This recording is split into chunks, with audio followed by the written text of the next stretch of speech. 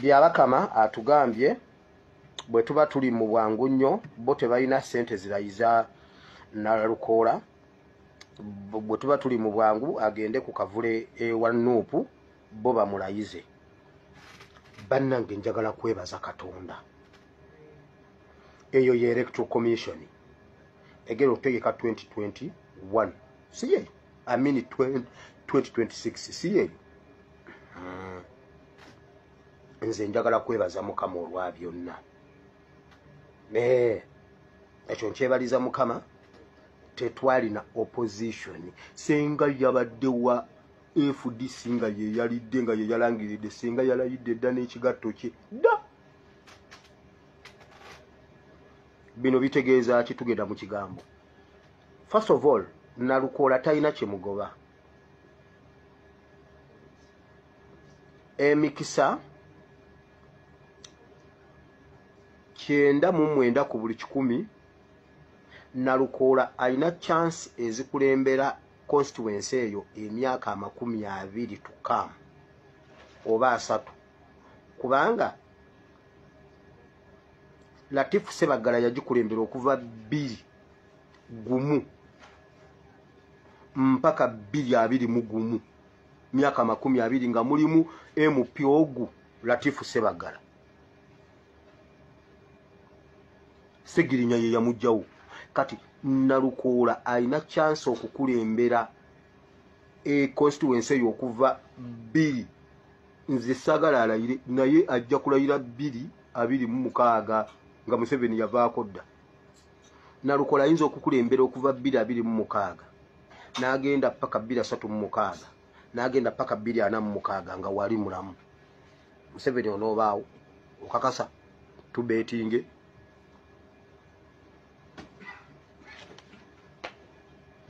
Tewali kitugoba yadde naaka. Ffe twayagala kubalaga true. Twayagala kubalaga muzannyo gwa Museveni ne opposition enkadde ebaddewo kuba tekibangawo mu opposition zonna. Gundi ani bonna waliwo by elections ze tubaddemu nga abeefudisi nga bwe bazirya byabakama abatannabalangirira ng'eno mu parliament balayidde nga mu gazeti bayingidde dda. So Museveni ebyo byoliko byoli mukola bye twasuubira. Lulukeka Wempe akagwa era ke twalonda obulungi era ne tulonda omuntu waffe n'ayitamu naye obuzibu buli nti baganya okubanga bamulayiza kantu katono nnyo naye beekwasa kano beekwasa kiri ne bateekawo kino ne bateekawo kino. Kaakati ndowooza obiwulidde mbu tewali ssente naye nga baamansa wano eno ssente ez'okubalonda abana NRM benjogerako naye ez'okutegeka mbu balayize Nalukoola bagamba teziriwo. Ate nga tuvuddeko era nga tweyongerayo omwana muwala amanyiddwa nga Olivia Katende oyo mulwanyi munnaffe oba futu soja munnaffe gyevuddeko nino be bumu ku abo abaakubwa emizibu era nga n'essaawa ya kaakati tanatereera naye mbu abasajja batandise okuba nga bamuperereza mu bagamba nti lwaki tava mu struggle wakiri bamuwa omulimu naye abe nga alekulira struggle. Comrade munnaffe mu struggle era nga njagala okuwuninga ne ba comrades abala bonna naye okuva ewa mwanyinaffe sister waffe Olivia Katende abadde akyalirwa abamawulire bangi nnyo n'abantu bangi naddala ab'enkyukakyuka then ne media houses ez'enjawulo nga zimukyalira okumuggyako interview ku mbeera gy'alimu ne bye yayitamu ne bye yalaba ne by'amanyi byajjukira ebyamutuukako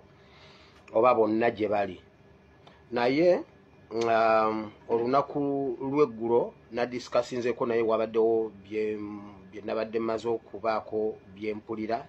okumuteekateeka ku kiki ekiddako naye olwaliro mu butongole antegeezezza nti atandise okufuna amasimu abantu batandise okumukubira okumuperereza okumutwala nti ab'obuyinza mu gavumenti ya Museveni ab'NRM bamunoonya baagala bayogereko naye bamusaba okumukompasetinga okumujjanjaba okumuwa omulimu alabe nga ava mu bintu bino. era njogeddeko naye leero nga ngamba nti kyewabadde oyoge kuba nafunye kulunga obudde bugenze saabyogeddeko eggulo naye ye ne mukubira ne muteekateeka ne mubuulira olwaleero atandise okufuna abamu ku baamawulire aba mainstream medias eziri mu Uganda bakolera gavumenti eyo so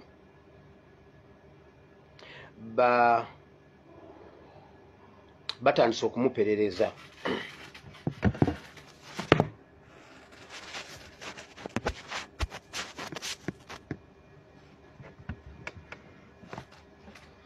so kakati kyetukoze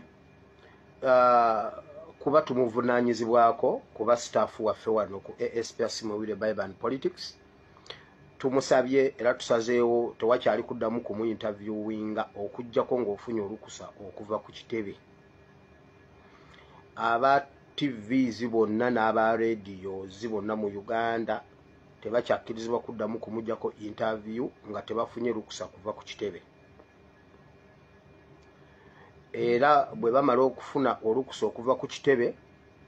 ate naffe tulina okukimanyaako n'okukitegeera tukonfaminge nti ekitebe kyekikkiriza si muntu kwetumiikiriza ng'ekitebe tekimanyi secretariat ya NUP bwemala okukkiriza nti oyo amu-interviewing naffe nga management tulina okusooka tulina okukimanya tukonfaminge nti omuntu oyo kitebe kyekimukkiriza okuinterviewinga Katende so interviews zonna tuziggaddewo alina kyayagala okwogera naye olukusa lugenda kuva ku kitebe then bwe kinaba kyeyongeddeyo nga tulaba nti n'obulamu buli mu matiga then tujja kubeera forced okumukyusa ekifo kubanga waali babadde bajjawo bangi buli media yonna ebadde ejja buli omu ajja buli omu amukubiranga bwalabye najja namu-interviewinga n'omulala so kati abo abamu-interviewinze be bazituteeri ne bababuulira bwe bamanyi waali bwe bagenda okumutuukako biki so tukitunuulira mu ntunuuliro ey'enjawulo ne security ye ng'omuntu tugenda kwongera okugitunuulira ennyo tulabe nga era tumugambye kati ebintu byonna ebimuleeterwa oba mulimu ebyokulya biki tulina okubiyimiriza kati omuntu atafunye lukusa kuva ku kitebe tewali ku interviewinga Olivia Katende ate ekitebe bwe kikuwa olukusa naffe nga Bible and Politics Management tulina okumanya ne tukonfaminga n'ekitebe ti kyekikuwadde olukusa tewakyali kumujjako interview yonna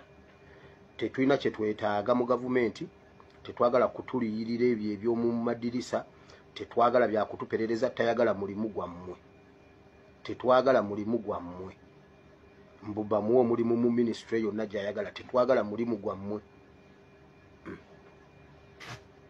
oba okutuwa emirimu mwina kusooka kutumenya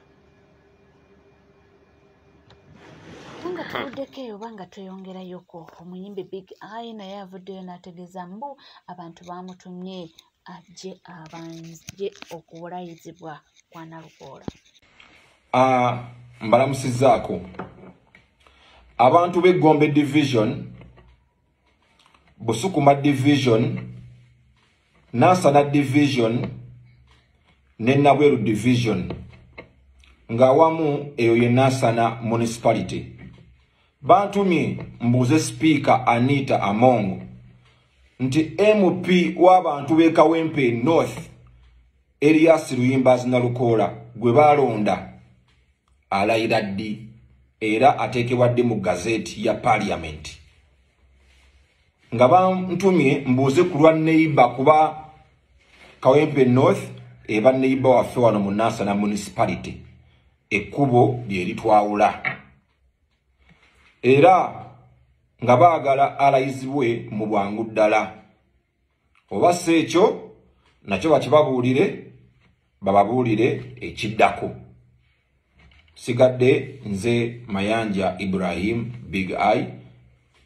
ku lw'abantu b'e Nansana municipality tegeera kintu ekyo abantu babanja omwami yagenze nayogera akagamba n'agamba nti tukwamala emyaka ena bweddu nga Kawempe North terina muntu agikiikirira kubanga MP gwe twali tuwadde yali mabega w'emitayimbwa ate abantu bavuddeyo ne balonda omuntu waabwe ajja abakiikire wakiri etaamu bagimaleko nga balina omuntu mu paalamenti ate naye balinga abajeemye oba baganye okuba nga bamulayiza babalagaje. Ate nga tuvuddeko eyo gyevuddeko nino pulezidenti waffe omulungi His Excellency Robert Kyagulanyi Ssentamu yayogera ku nsonga ez'okukola eggaali okwerwanako naye mbu ensonga zino abantu abamu bagifuna bubi buli omu n'akintapulitinga bubi oba buli omu n'akintapulitinga kukwe naye kyonna kikiri. Omwami ono ye avuddeyo n'aba nga agezaako okulambulula ensonga ye nga ye we yakitegeera. Yabagambye buli muntu w'olizimba eggaali buli omu alina engeri yakikoze eki yakitegedde eggaali gye twogerako bw'oba oli ku galagi zimbayo abantu 10 nga bakkiririza mu nkyukakyuka bw'oba oli ku siteegi ya booda zimbayo abantu 10 nga bakkiririza mu ki buli w'otudde wennyini baako omuntu gw'ogattako bwe tunaagamba nti tulumba ebokisi tulumbe buli omu alina eggaali ye y'abantu 10 abakitegedde mukikubire mu ngalo abanaazimba eggaali. Ekintu ekyo ye bw'atyo munange bwagezezaako okuba nga akintapulitinga ate munange waliwo omwana muwala avuddeyo ne yeekookola abantu abamu abatwerimbikamu ne tulowooza nti baffe kunno nga balina kye batubalako. Abeeno babegako awo nagenda nenkola vidiyo nga njogera ku baganda bange ku bannange benjagala ennyo kuba nava mu bo. Komenti zammwe naziraba manye muvuma mulatuka nazikangizaazo naye kyenjagala okubagamba kiri kimu oba Kyagulanyi omwagala oba tomwagala saba nnyo kyeyatandika yaba akimaliriza tekigeza nekisimatuka nekiyingirako mu generation endala. Kino kyenkugamba nkirinako obukakafu. Obeera n'omuntu nga mukwano gwo nga kyokiririzaamu kyakkiririzaamu ng'akimanyi bulungi naye nga bwemwekiika ensonda akutemako omutwe ng'ate mutuufu. Bwe babatwalamu ebyo ebyumba bye babakuuliramu enjala n'amaaso basangayo baani bafaanana nze. Ani yakuba Ashraf Kasirye n'amugongobaza omutwe? Ani yatta Frank Senteza? Ani yakuba Kyagulanyi okugulu n'akumenya? Baani abakola ebikolobero ku bantu manya g'abaani? Baani be basinza okukozesa? Ng'omuntu akwagala lwakuba Kyagulanyi. Kyovola nkugamba nti saba nnyo kyeyatandika akimalirize bwe kimusimatuka ne kiyingira mu mulembe omulala oba ne kiyingiramu omuntu omulala nga ye bwe mwagala okumutta ne mumutta. Nange nyinza obutalokoka nkimanyi kuba nze nzikiriza nti yekka yasobola okutaasa yalina eddoboozi n'oyo gw'olowoozezaako talina maanyi gayinza yimiriza bantu bintu bye mubatuusizzaako. Ti bwe nkugamba gwe n'ovaayo n'ovuma sikunyiigira kuba tomanyi. Singa omanyi wandyebase ekiro ky'olwaleero n'olowooza bulungi. Bw'omala ojje n'oshakira omugabo witwa makanika w'umunyamulenge kuri uyu munsi ari hehe? Wumva amagambo yajya gavuga nawe ahagarika imitegurire y'Imana. Katonda gw'ataddewo teyasobola kumugyamu. Bw'omala ovume manyi mwe muvuma temulowoozeza. Muddeko eyo abaana batabukidde omuyimbi Vairota bagambye nti ono bulijjo atwerimbikamu nga tulowooza nti waffe naye munange twagenza okulaba ate mwana wa Yero ne bagamba ono tulina omuboola. Vairota nga wayokyezza my brother from another mother wayokyezza bulijjo oli mpiima oli kasajja. Imagine nawulako ku sitolo y'omwana ng'ogamba okulidde mu nnaku. Omuntu yenna alina ng'oyagala enkyukakyuka akulidde mu nnaku tosobola vaayo n'odda ku sayidi enyigiriza abantu. Vairota tugenda kukubuula era nyongera otegeeza buli muntu waliwo yaddampadde waliwo maneja bamuyita maneja Lala owe Saudi Arabia ompa okubira Vairota obulango toddamu kumpa ono yampadde obulango wano eno Dubai ng'olina oyimba ku Idi Vairota tugenda kukubuula tugenda kukubuula bulijjo olimpiima oyimbira otya NRM imagine byonna nga bigenda mu maaso waliyo abavuddeyo kubanga bamuwagira nti munange mulembe gwa kunoonya ssente ate waliko omwana akola ssente solongazi anoonya kubaawo ntunuulidde kano akabizi k'ebitanga Kawuma Lukisekka nkaasamira Vairota mbotokulayo oline NRM Vairota yagambako nti wanuupu abuno obuvubuka bwasamanga ki aba akayiwa bbi mutwe South Africa gye kali mbu Abannayuganda bakwagadde nagamba nti Wakyagulanyi wanuupu ofunta obutama ate nno mugenda kwewuunya teri muyimbi agenda kubeera ku nuupu kuba mwabeesamba dda kati yasaamirira ng'okola mirimu gyo muve ku bantu banoonye ssente zaabwe Vairota ennyimba zayimba tolowooza nti yasinikayo mannyo mu studio nga gwe byokwata akasimu kono yasamira abantu asasula ssente guli mulimu gwe nga bw'oteekamu kasimu ko ovuma abantu Kyagulanyi akuwe naye ssebo bw'agenda nayimbira enyalimba muwesi nsonga nti ekimutwazaayo music we singa tabali na music teyandigenzeeyo naye music we bamwetaaga tumwetaaga era yakola music we kufunamu kainolekyo yasaamirira mpola okitegedde mwe temulina sente zakuwa bayimbi babayamba buyambi babeererawo okitegedde kati byasaamira olowooza ninagenda kulya ggwe music ateekamu ng'alina kufunamu so si kwasaamira nga gwe kasimuko akatekino koddeyo noyasamira abantu n'otaamamwa muve ku bantu planning future zaabwe bakolera abaana baabwe mbonola Vairota abantu bakwagadde wali munaku nopu ye mugaggawaza byonna byabifunye ku mwembe gwa President Museveni bwabanga agezi nakuba campaign yagezi zikoba yagezi nayimba dembe lyokuwagira kyagala ava mu kufunta obutama gwe Kawuma Lukisekka kalabe zikana kavukane kandi mutegeera kagane kali obuyirungi e South Africa sike kalina amambulugo mwe bwana bwakulira mbyali mabega w'ebyoto konna kali awo kalemerwa ensi ko kamanyi obwavu bwe waabwe buva ku President Museveni kuva ku mulembe gwa Amini bamwe mwali banaku kitegedde gwe yakasogenda South Africa nkamena passport bwe efaanana Kampala wali mu bane wano abantu bena background nga talina nakwogera ku muntu kigambo kyonna Kawuma Lukisekka teguli bubi nnyo owaayi abantu nga banyiiva era nga bakambwe naye nga munange tweyongeddeko oyo omukyala Justin Namere omukyala ono abantu abasinga bagamba nti musiiwufu w'empisa kubanga tumulabyeko si mulundi gumu si ebiri nga oluusi alumbaganya abantu bali mu meeting tabaganya kwogera n'atabuka mu maseekati g'abantu bonna ne kakati ekintu ekyo kyabaddewo abantu kye bagamba nti talina mpisa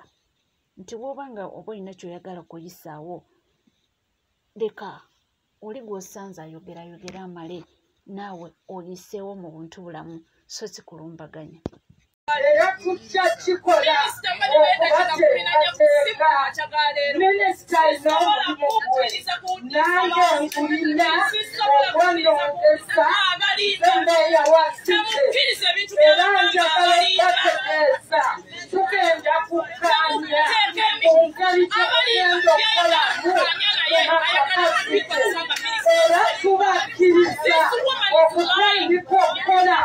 ku ngeri gye tuteeseteese era ekyo tewajajja kiwumba tugenda kutambula ngammwe mukole omulimu ogwammwe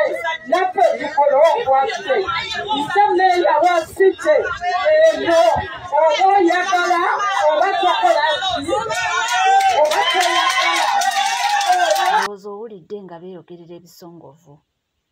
oba oyagala oba toyagala nze meeya wa site naye nga luli omukyalo wa Justin Namere era twamulabako waliwo yalumba mboba yali council meeting era n'ataganya abantu kwogera kati abakwate mu bulago abantu ne beebuuza woba oli senior presidential advisor lwaki ebintu tobikwata mpola lwaki naawe tolinda oba n'organizingayo meeting eyiyo n'oyisaawo kyoyagala okusinga okulumbanga abantu nga batudde obasanze balina bye bakola oba bye boogerako ate gwe n'otandikiraawo mu lujjudde lw'abantu ng'owoogana tetekikola makulu munnange bwebyo nga bw'obiwulira era nga bw'obiraba naye nga kugambye nti mukwano oli ku NCK TV era bw'oba oliyo nga tonna subscribinga kekadde subscribinga ringinga that notification bell sharinga likinga ebisigadde nkomawo nabyo tovaawo.